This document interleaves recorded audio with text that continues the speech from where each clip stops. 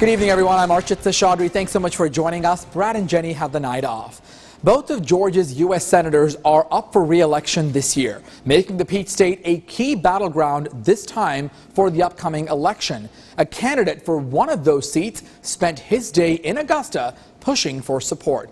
WJBF News Channel 6's Kim Vickers talked to Reverend Raphael Warnock about his campaign.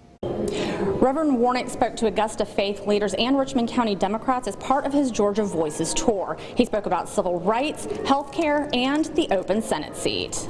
So let me be very clear. We must insist, first of all, that Mitch McConnell hold true to the McConnell rule and to what all of the other Republicans, not only him, you can hear David Perdue over and over again as they denied the last president his nominee because they said it shouldn't happen because it was the year of the election. Reverend Warnock's visit to the Garden City came on the heels of an important endorsement.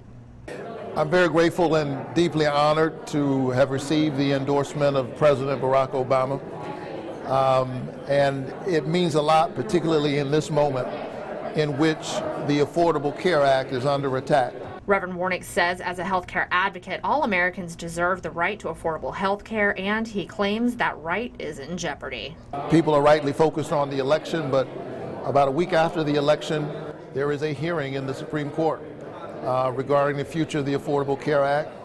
It is something that I will protect, stand up for, and try to extend and strengthen. So far, his message is resonating with at least one conservative. Garnett Johnson owns the event space. His ideals regarding just humanity and all the great things as it relates to our youth, the environment with our penal system. Robert Hulse of the Columbia County Democratic Party agrees. I think he's a great candidate. I think he's one that a lot of people can rally around with his faith experience, to who he can reach, who he can touch, who he can energize, what he brings to the table.